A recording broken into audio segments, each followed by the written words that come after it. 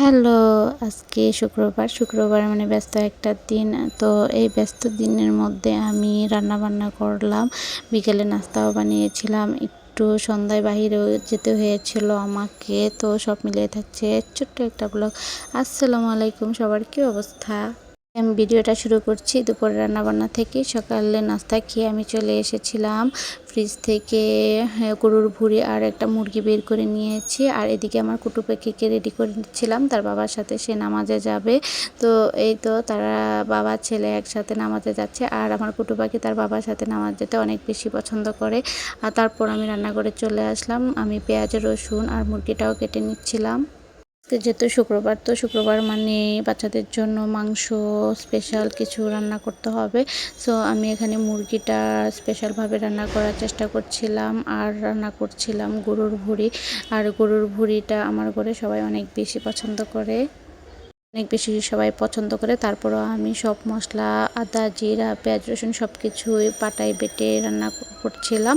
আর পাটায় বাটার রান্না অবশ্যই অনেক বেশি মজা হয়। এদিকে আমার মুরগির মাংসটা কষানো হচ্ছে আর ওইদিকে আমি বুড়িটাও কষাচ্ছিলাম। দুই চুলায় দুটা বসিয়ে দিয়েছিলাম, অলরেডি অনেক বেশি দেরি হয়ে যাচ্ছে। আর এখানে আমার মুরগির মাংসটা রান্না হয়ে গিয়েছে। মুরগির মাংসের কালারটা অনেক বেশি সুন্দর হয়েছিল।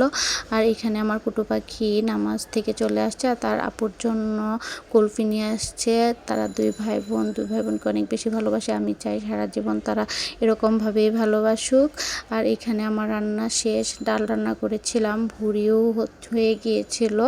আর আমি মুরগির মাংসটাও রান্না করে নিয়েছিলাম। আর সব কিছু রান্না শেষ করে কাজ শেষ করে এখন খাবার পালা। তো আমি খাওয়া দাওয়া শেষ করে বিকেলে একটু নাস্তা বানাতে চলে আসলাম। এখানে ব্রেড রুটি ভেজে নিচ্ছিলাম।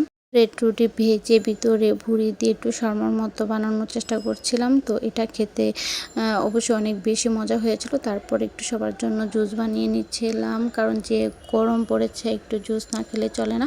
তো এই যে আমার কুটু পাখিকে আমি জুস দিচ্ছিলাম। আমার কুটু পাখিও এই জুসটা খেতে অনেক বেশি পছন্দ করে। আমার কুটু পাখি বলছিল যে জুসটা খেতে অনেক বেশি মজা লাগছে। তারপর আমরা একটু বাইরে বের হয়ে যাচ্ছিলাম। আমি একা যাইনি, ওই যে আমার স্বামী যেন আমার সাথে আছে। শুক্রবার আসলে বাসায় থাকতে ভালো লাগে না, বোরিং লাগে, মনে হয় একটু বাহির থেকে ঘুরে আসি। আর এইখানে আমরা চলে আসছিলাম একটা আমাদের বাসার কাছে একটা রেস্টুরেন্টে। তো এখানকার খাবার ভালো লাগে খেতে। সো ভাবলাম যে দূরে কোথাও না গিয়ে বাসার কাছ থেকে একটু ঘুরে আসি। আর এখানে আমি আর আমার মেয়ে একটু ছবিও তুলে নিচ্ছিলাম। তো ছবি তুলতে আমাদের খাবার চলে এসেছে। এখানে আমরা অর্ডার করেছিলাম নাচোস।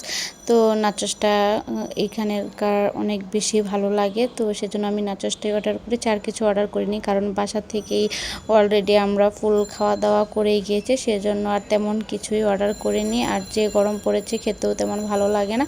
তারপরে একটু আমি চলে এসেছিলাম আমার জিনিসপাতি কেনার জন্য। যদিও আমি একটা পাতিল কিনবো, কারণ আমি অলরেডি অনেক পাতিল আমার কেনা হয়েছে। আর এই দোকানগুলোয় আসবো আর এই পাতিলগুলো দেখবো না তা তো হবেই না, কারণ এগুলো দেখলেই আমার পুরো মাথা নষ্ট হয়ে যায় যে কোনটা রেখে কোনটা নেব। যাই হোক, আমার যেটা প্রয়োজন সেটা কিনে আমি চলে আসছিলাম। তারপরে চলে এসেছিলাম স্বপ্নতে এসে আমার প্রয়োজনীয় জিনিসগুলো দেখছিলাম কি নিব। তো সেগুলোই নিয়ে আমি বাসায় চলে আসলাম। ওই দোকান থেকে এই পাতিলটা কিনেছি আমি পুডিং বানানোর জন্য। সুপার শপ থেকে টুকটাক কিছু জিনিস নিয়েছি। সংসারী মানুষ মানেই সুপার শপে গেলে টুকটুক করে একটা কিনতে গেলেও অনেক জিনিসই কিনা হয়ে যায়। আর আমি এখানে নিয়েছিলাম সসেস বাচ্চাদের জন্য, আর এখানে দুধও নিয়েছিলাম পেস্ট, নিয়েছিলাম কফি, আর নিয়েছিলাম এটা চকলেট সেন্ট, আর হলো ক্রিম, আর কিছু ডিমও নিয়েছিলাম। আর ডিমটা আমার বাসায় এত বেশি লাগে যে 2 দিন পর পরে আমার অনেক বেশি করে ডিম কিনতে হয়। সো যাই হোক, এইগুলো ছিল আমার বাজার। আর এইখানে এই পাতিলটা আমি পরে দেখিয়ে দেব।